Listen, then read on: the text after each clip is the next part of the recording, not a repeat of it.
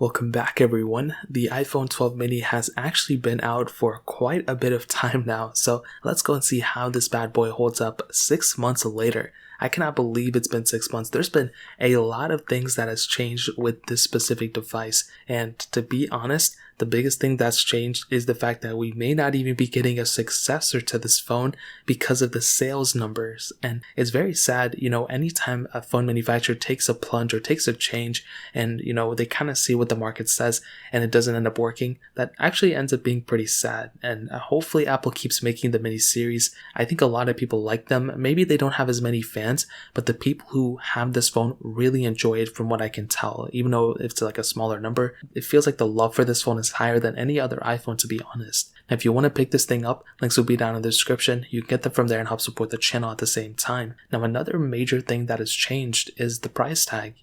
This thing was $729 theoretically when it first came out. You can actually pick these things up for a little bit cheaper, but I really do think if Apple stops making, these mini series, it's probably going to end up being something like this. The iPhone 12 mini is going to go down in price a little bit, and then probably a year or two from now, they're going to just shoot up in price because a lot more people want the smaller type of iPhone. And if Apple doesn't make the successor to this is almost going to be like a, rare item. So I've seen this time and time again with phones, with gaming consoles, all this stuff. So that's probably what's going to end up happening. So if you want to make some money and if Apple doesn't make an iPhone 13 mini, you may want to pick up a 12 mini if it may go up in price. I don't know. So that's another major thing. Theoretically, everything else about these phones stays the same, but we did get a lot of software updates. So when I first bought this phone, I will tell you the battery life really wasn't that great. I was very saddened about the battery life. I feel like it could have been a lot better. I'm surprised they went with the approach that they did. It's a very strange thing when they, make a phone like this,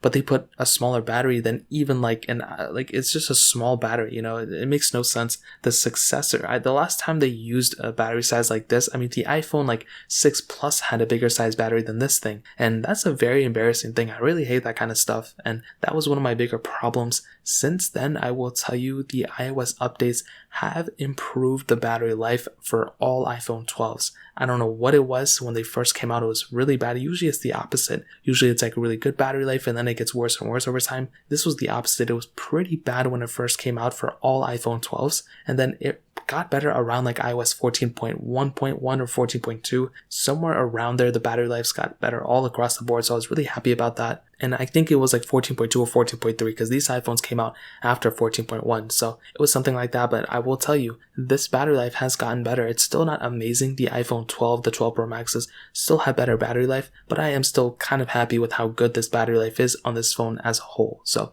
that's another pretty big thing that's changed. We're now on iOS 14.5.1 and we've been getting more and more updates as the time progresses. So that's another pretty cool thing. And I think ultimately this phone is a better phone now than when it first came out. And I think that's a major thing to say. But I think the only sad aspect, like I mentioned, is the fact that Apple may not make these things anymore. And if they don't, then it's going to be a very sad thing. I like manufacturers taking chances, and I guess we'll see what happens. That display on the front though, still very good, 5.4 inch display.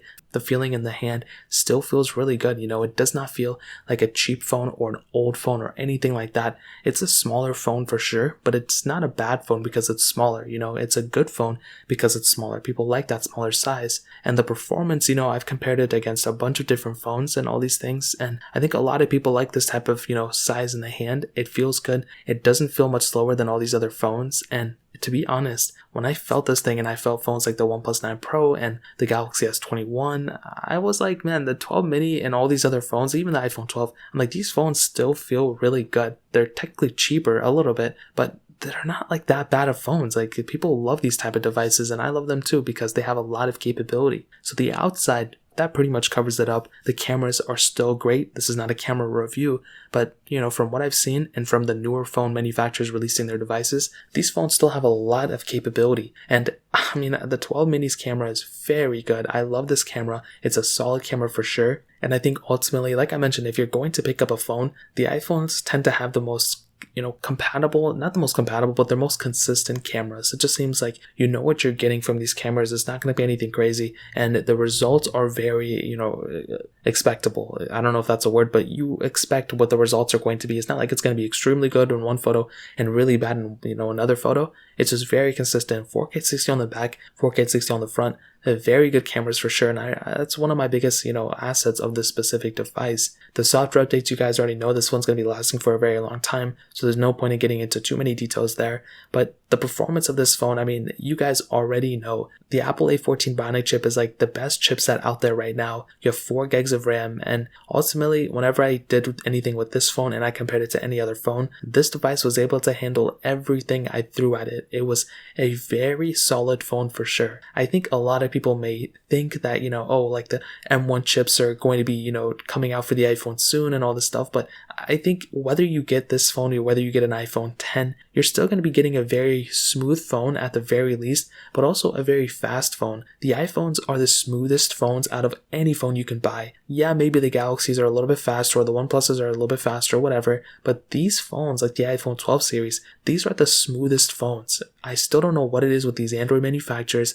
The Pixel is like the smoothest phone, and even that still isn't even as smooth as something like an iPhone 12 mini. The Pixel is the smoothest Android. So I'm curious to see what Google is going to do if they actually make their own chipset. Then that's going to make a little bit more of a competition against the iPhone series. But the 12 mini, super fast, very capable. Whatever you're going to do with it, it's going to be perfectly fine. Really, my main question to you is, are you okay with using a smaller phone? I know a lot of people, they're like, oh, I want a smaller phone so it's smaller in the pocket and this and that.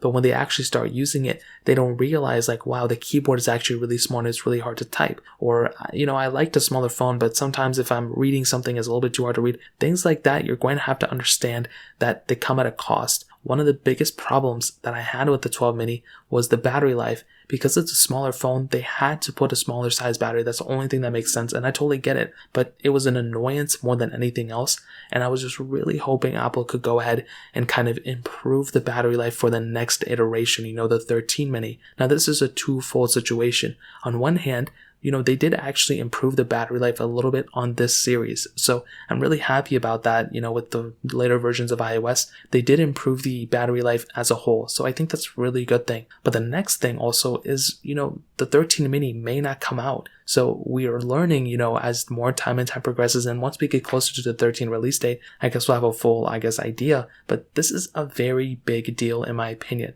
If the 12 mini does not have a successor, then it's essentially going to be almost like the iPhone SE, the original one, or even the later one. You're going to have these phones that maybe come out one time, and then they're just going to be, in the Apple stores for a very long time after that. So the 12 mini, I could see Apple maybe not making the 13 mini at that point, but they have to do something with the 12 mini. They may still keep it in the Apple stores, sell it alongside the iPhone SE2s for a while, for a couple of years, and then I guess we'll see what happens at that point. But that's eventually probably gonna be, the life of the 12 mini from now until the 13 mini, or until we get a 15 mini, or whatever it's gonna be. I think, the 12 mini as a whole, it's a phone that's very niche down, but like I mentioned before, the people who own the 12 mini, they swear by it, they love it a lot, and I see very few complaints of the 12 mini. I think it's mostly because not that many people own the 12 mini compared to the standard 12 or 12 Pro or 12 Pro Max, but take it as you will, but I think the 12 mini is still completely worth it